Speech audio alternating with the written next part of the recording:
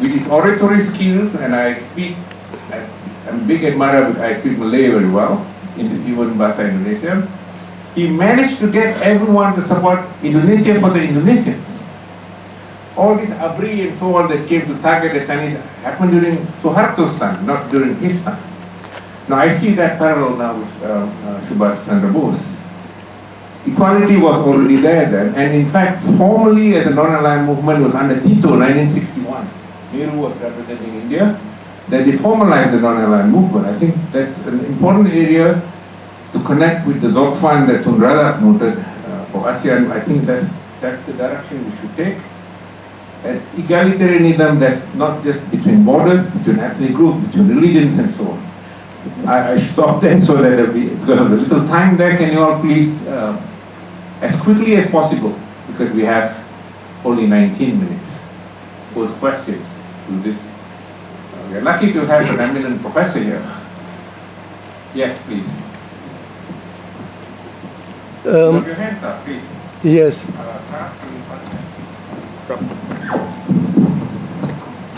Thank you very much. It's really very illuminating.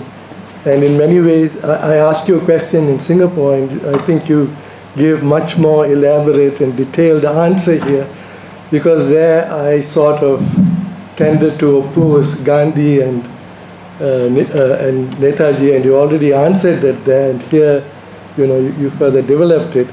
But if you'll allow me, I'd just like to reframe this, because in a different way, what was really behind my question. Because in 3 days we are having a panel on non-violence here in KL. And the final quote from Tagore in your book, when he speaks of bestiality and relates it to Europe and to Japan, is actually the whole question of violence, bestiality in the form of violence unleashed. And so actually my question was really as to this whole question of non-violence, this whole ideal and practice of satyagraha, whereas Netaji opted for violence. How do you resolve that still? Despite the mutual admiration and all of that, there still seems to be some distance here in terms of... Netaji did not advocate violence. He opted for armed struggle, which he believed was ethical for an oppressed, colonized people.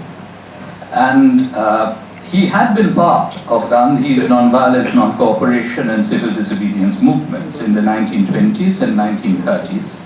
And even Gandhi had said that he had offered the strategy of non-violence as a political one for the Congress, because a disarmed population, could not possibly think in terms of,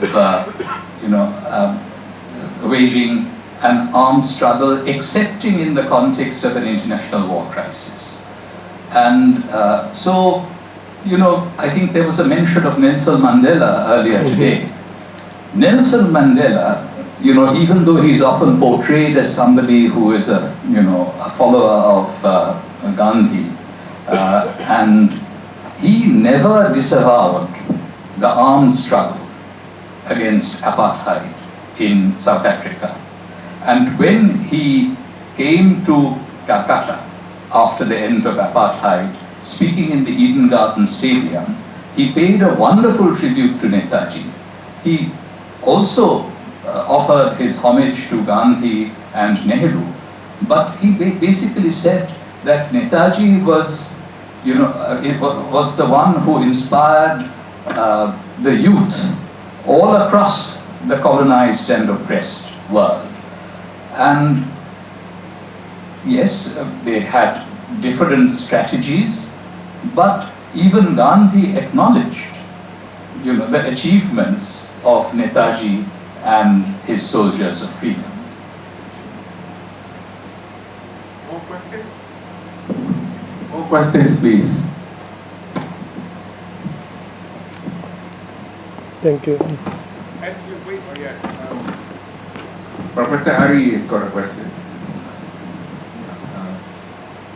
We come to a tea as the circumstances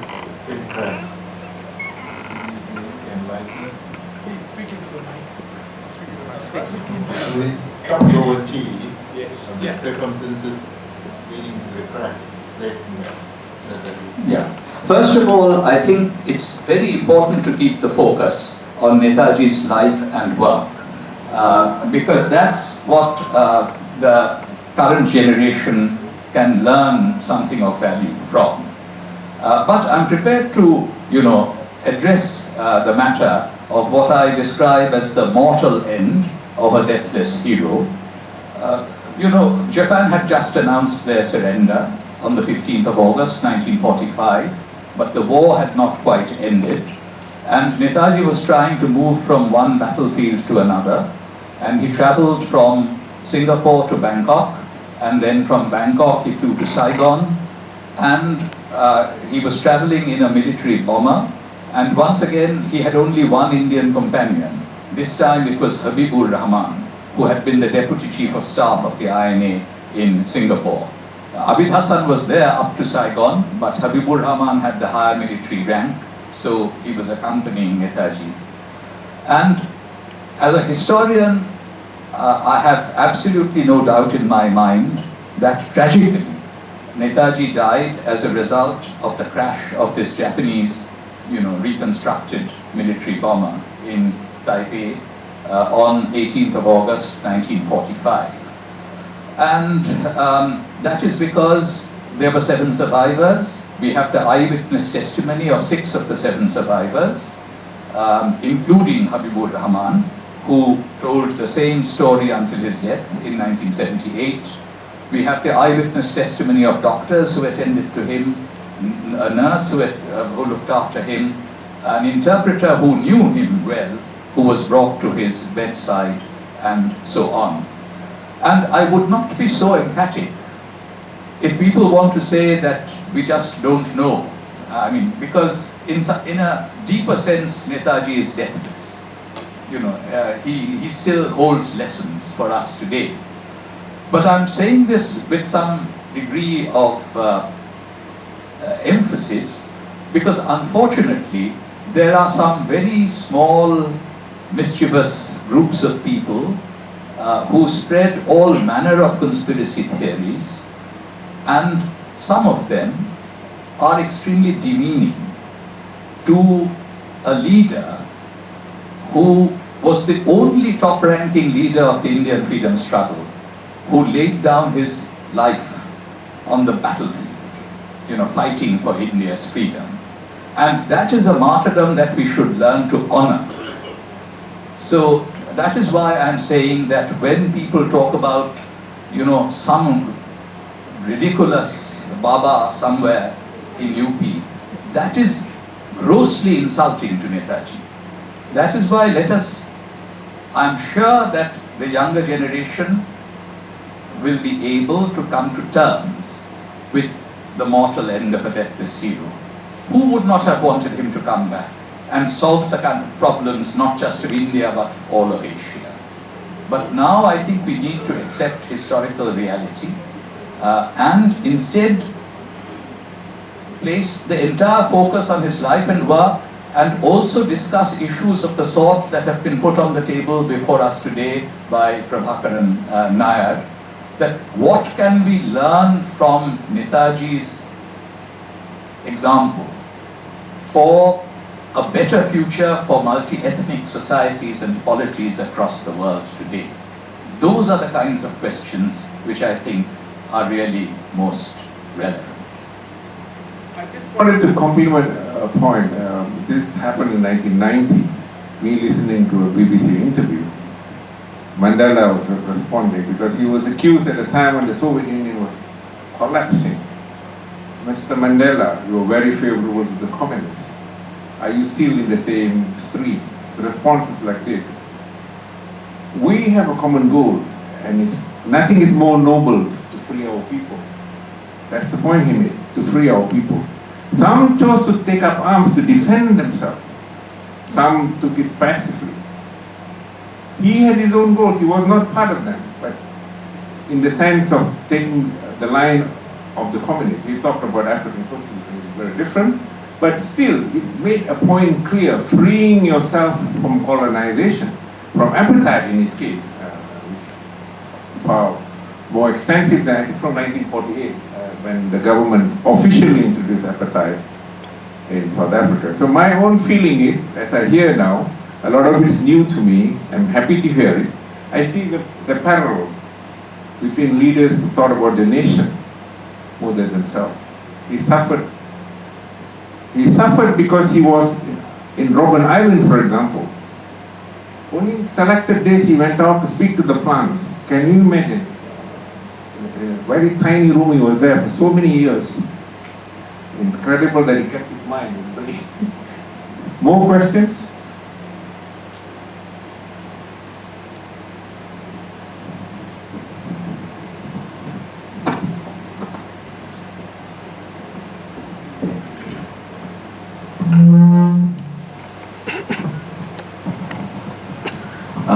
Thank you, Dr. Sugata Bose. I have a question regarding after the completion of the World War II, the Britishers again came back and they wanted to rule India as they were ruling for the last 150 years, 200 years. And by the time Netaji had tragically already had died, and so they were not deterred by what had happened during World War II. So what really happened? Was it the Indian mutiny that was responsible for the last straw in the camel's back, that the Britishers thought that it's the end, they have to leave the country? Or was it an amalgamation of what was already happening with the armed struggle, was it a combination of all that that led to the final decision by the Britishers to leave the country? Yeah. We take the other question, please.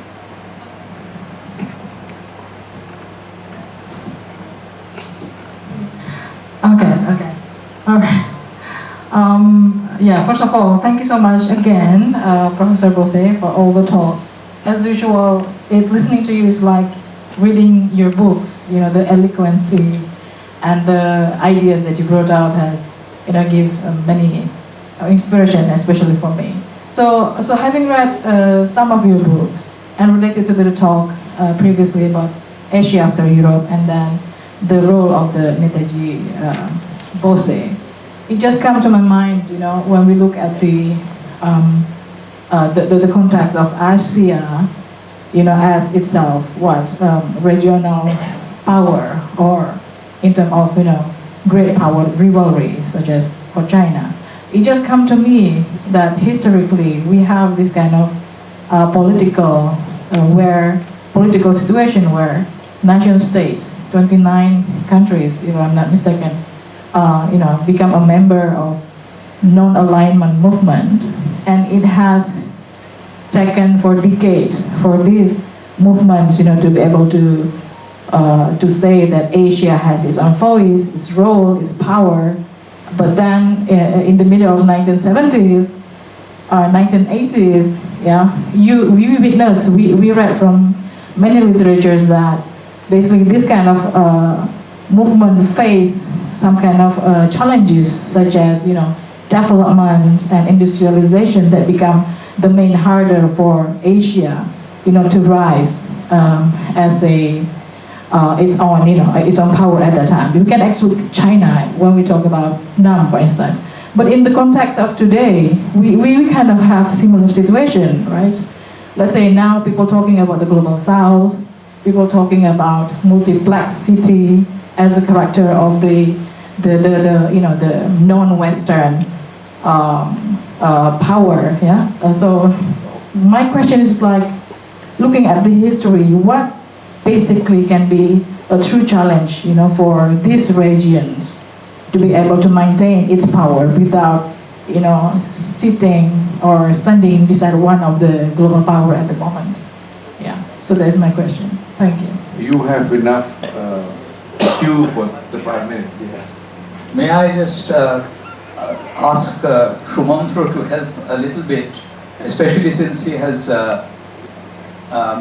has translated 13 out of the 18 essays in our mother's book, to address the basic question of this session about Netaji's relevance for multi-ethnic societies and politics. No? Okay. I think he's handing it back to me. Okay. Yeah. Okay. Now, in some ways, it is cumulative. There is no question that Mahatma Gandhi roused the masses, in 1919-20. He brought the Indian civilian masses into politics. And so, there was this development of mass anti-colonial nationalism throughout the 1920s and 1930s. But there was a serious lacuna. The Indian soldiers were still serving the King Emperor. But that was not possible anymore.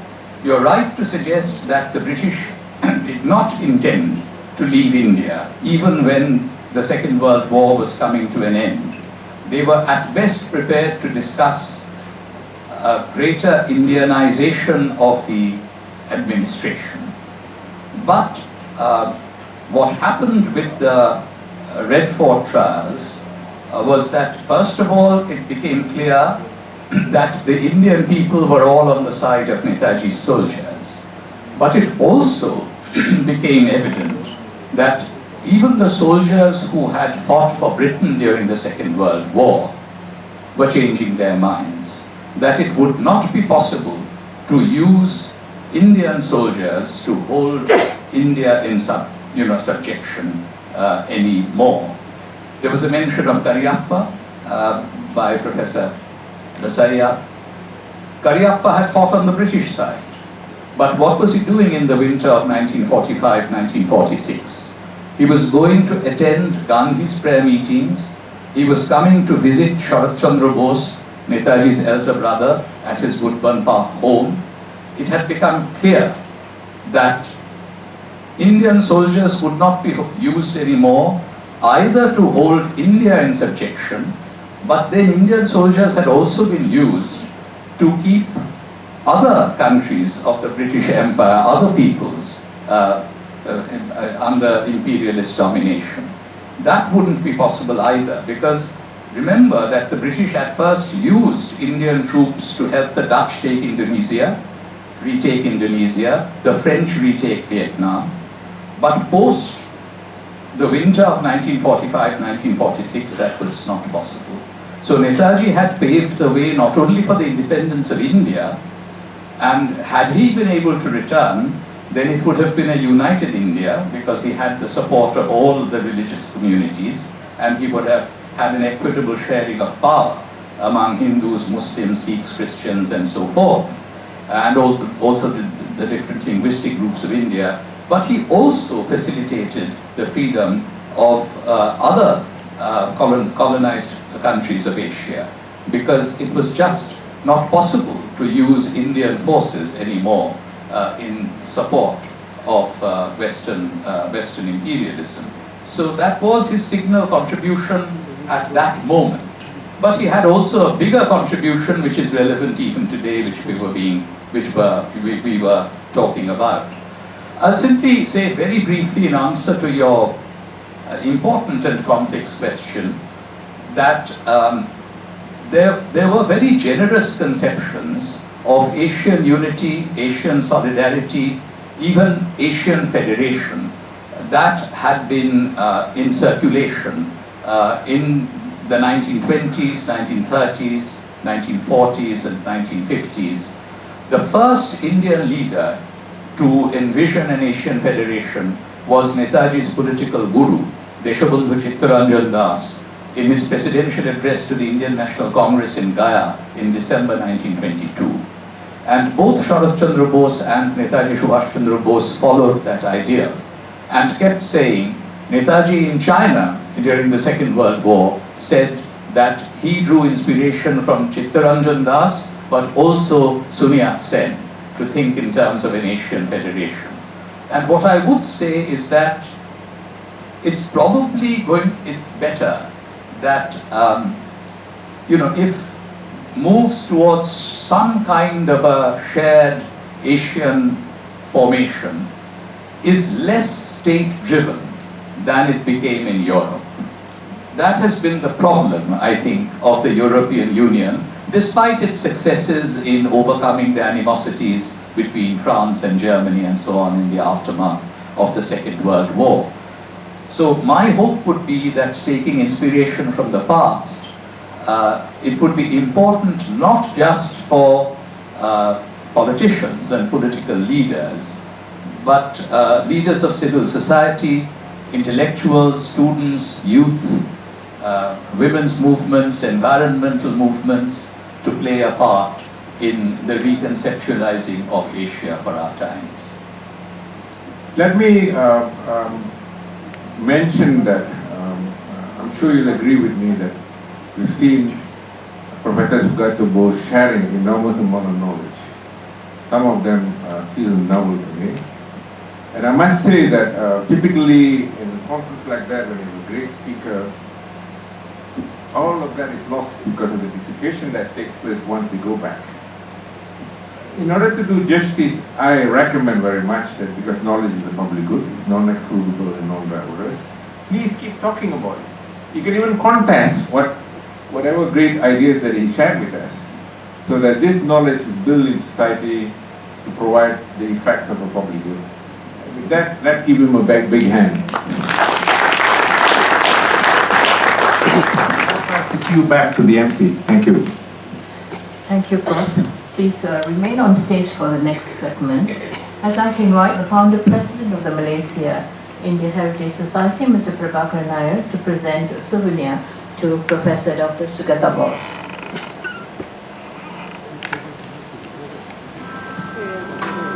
You're supposed to clap. Thank you.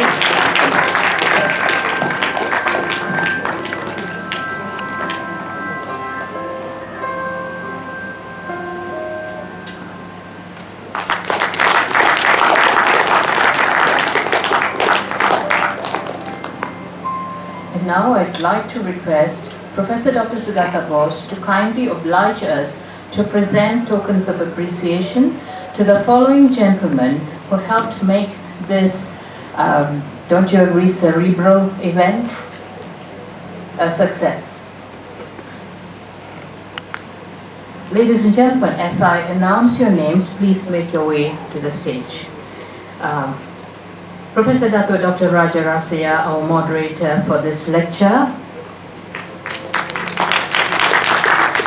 Maybe gentlemen, you can step forward.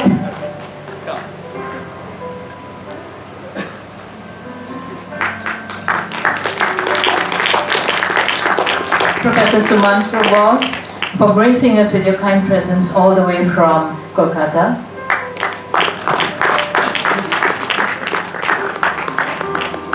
Yes, you're receiving it from your brother. That's a bit odd. It's an honor to have you. Maybe from Professor.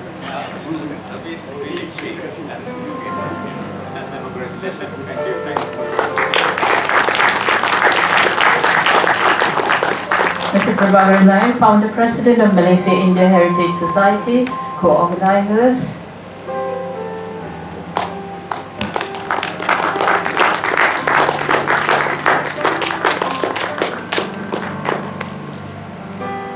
Mr. K. Kesavapani, for graciously making it from Singapore with our guests of honor.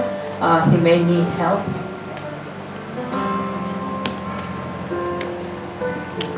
Very kind of you, Professor Sugata Bose. That's Dr. Palan for the chauffeur transport arrangements.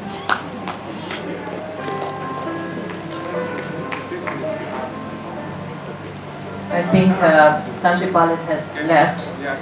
Dr. V.L. Kandan for the hotel accommodation provided.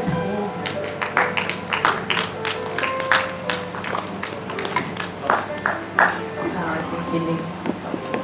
I'll bring it.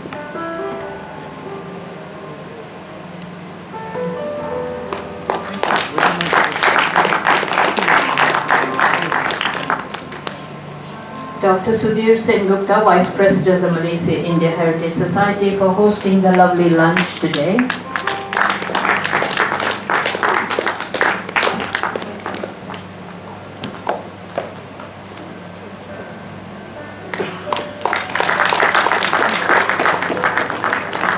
Mr. Gopal Samipillai, GP Powertech, for the refreshments at tea break.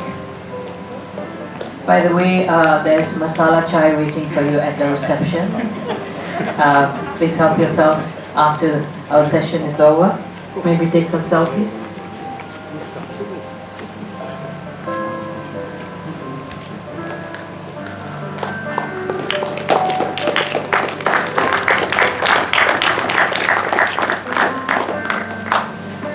Adjunct Professor Dr. Saraf Rajesh, co-organizer from Malaysia India Heritage Society.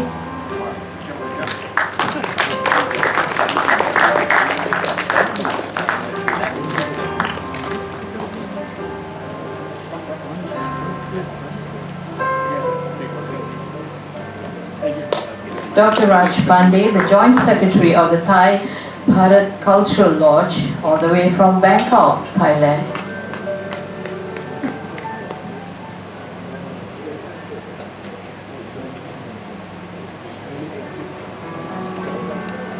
Coming all the way from the gallery.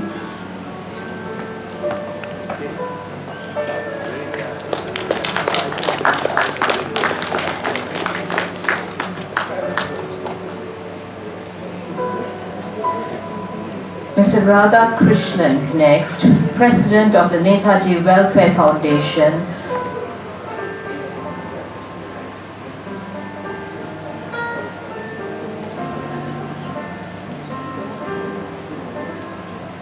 I believe Mr. Radha Krishnan has a garland.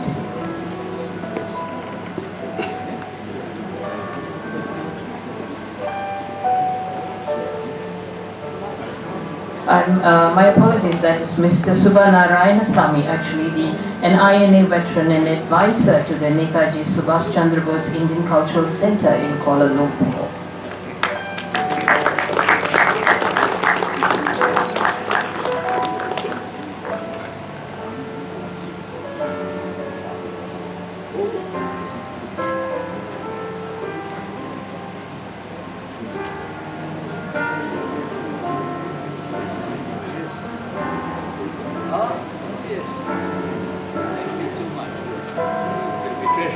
And Madam Sri Kala Nambiar, I think that would be me. All the way from Australia. Thank you for conducting it so well.